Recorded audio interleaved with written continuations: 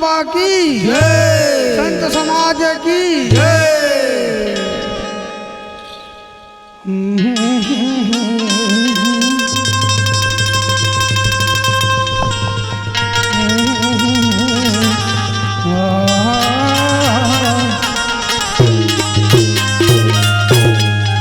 तो सतनाम के कोठरी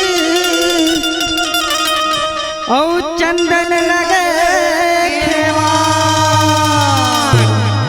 प्रेम के ताला लगे और जेला खोल दिए सतनाम। तो सतनाम सही नाम नहीं, नाम नहीं और दूसरे नाम नहीं।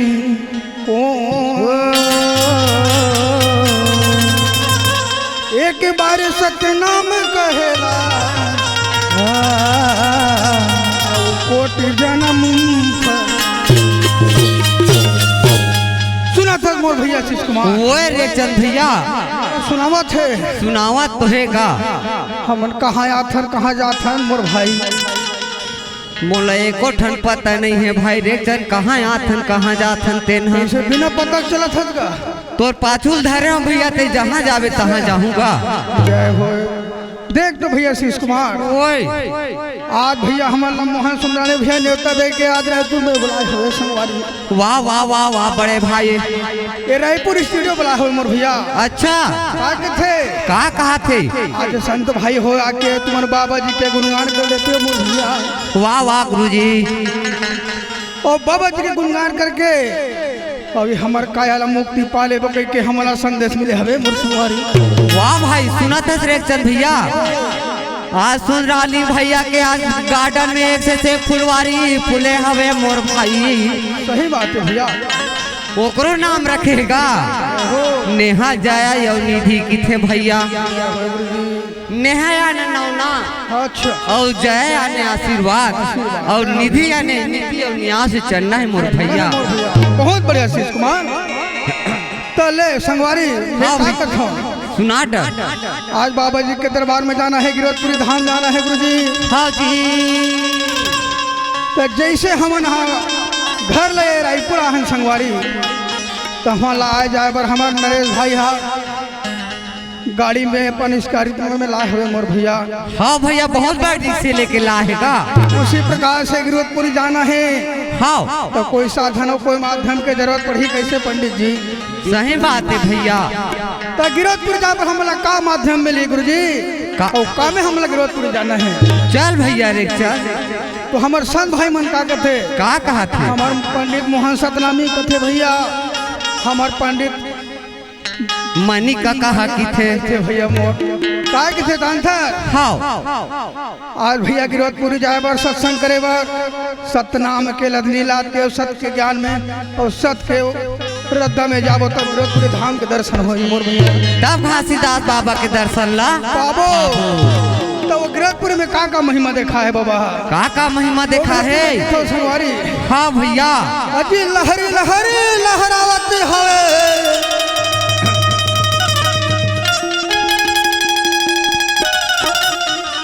अब चरण कुंड के पानी। ओए वो चरण कुंड के पानी लहर लहर लहरात भैया, काजल के बराबर दिखा थे का। है मोर भाई। हाँ भैया, और सबला गजब सुहातेगा बाबा के अमर कहानी, सबला गजब सुहातेगा बाबा के अमर कहानी। लहर लहर लहरावत है, लहर लहर लहरावत है अमृत कुंड के पानी, और सबला गजब सुहातेगा गुरु के अमर कहानी, सबला गजब सुहातेगा बाबा के अमर कहानी।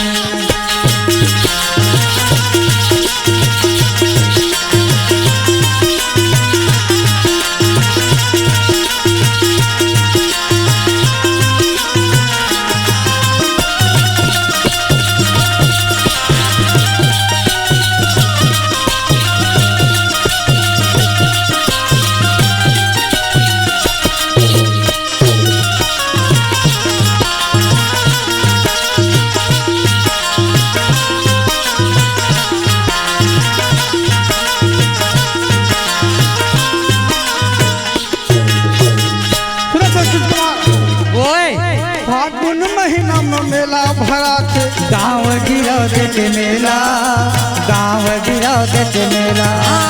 फागुन महीना में मेला भरा थे, गिरौद के मेला, गाँव गिरौद के मेला। जम्मो नर नारी मन जाते बात में के खेला, गुरु के महिमा देखेला।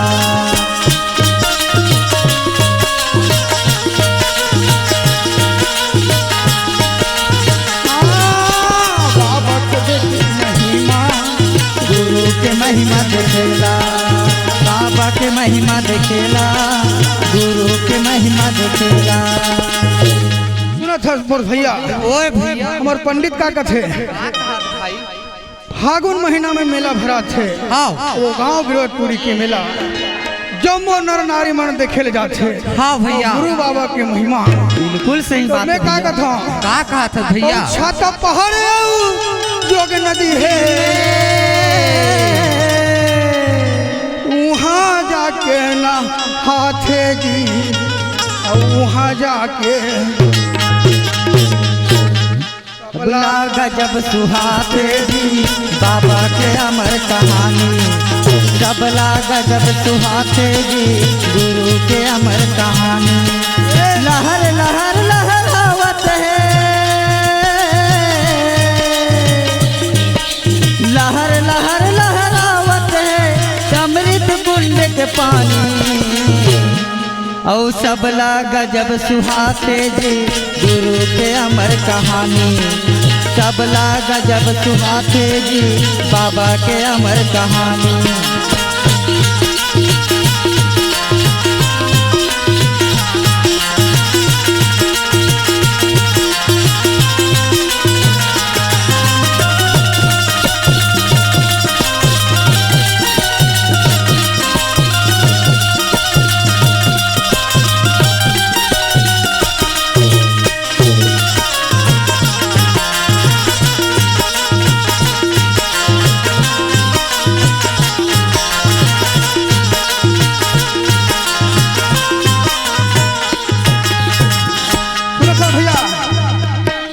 साधक के चौड़ा, साधक के खम्भा, साधक के हवे निशानी, साधक के हवै निशानी।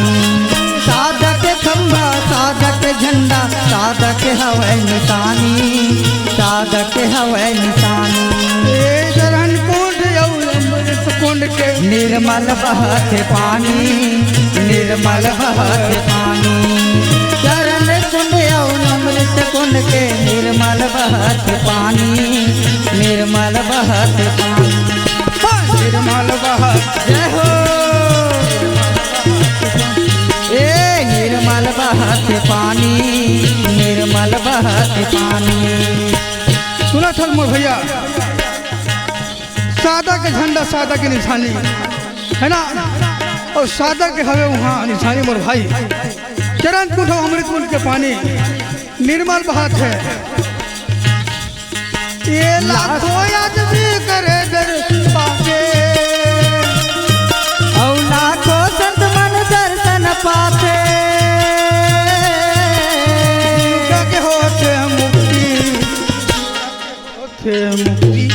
सुनो सब भैया, लाखों आगे मन दर्शन पाके तन के जीवरा के मुक्ति करे। हम वाला जाना है मोर भाई। ओ ऐसे तो मैं का कहा था, अब सबला सुहातेगा,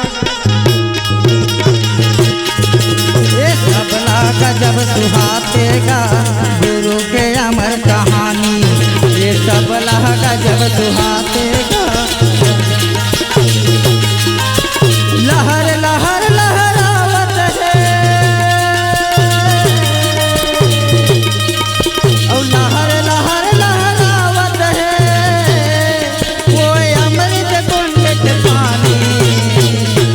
ये सबला गजब सुहातेगा, गुरु के अमर कहानी। ये सबला गजब सुहातेगा, बाबा के अमर कहानी।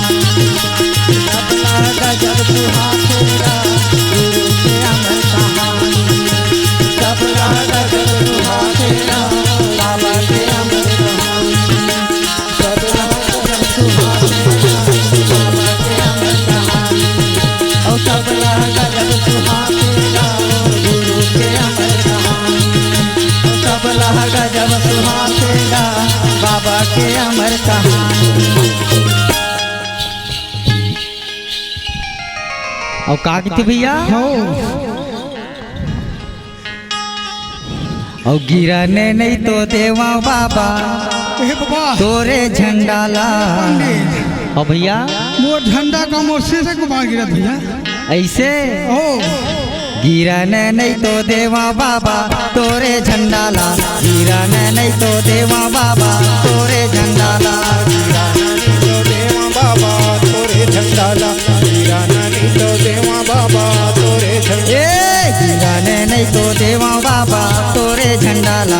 गिरने नहीं तो देवा बाबा तोरे झंडाला। गिराना नहीं तो देवा बाबा तोरे झंडाला गिराना नहीं तो देवा बाबा तोरे झंडाला। ये तोरे झंडाला बाबा तोरे झंडाला हो तोरे झंडाला। तोरे झंडाला बाबा तोरे झंडाला हो तोरे झंडाला।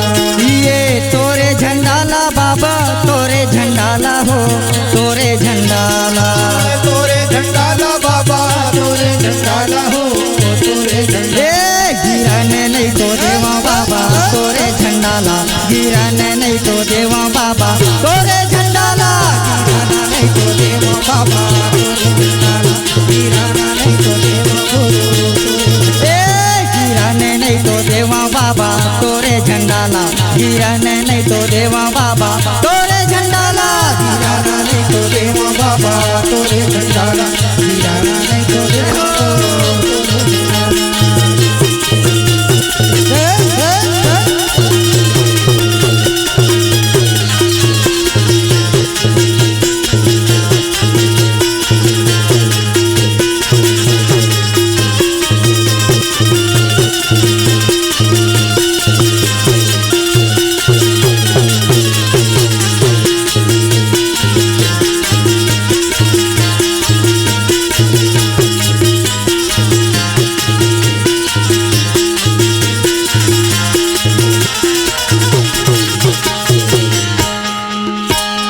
कोने कोने नहा में के खंभा गड़ाए हे। कोने कोने राम के खंभा ए बाबा कोने कोने नहा में के खंभा लगाए हे। कोने कोने राम के खंभा लगाया हे कोने कोने नाम के झंडा लहराए हे। कोने नाम के झंडा लहराए हे कोने कोने नाम के गा झंडा लहराए हे।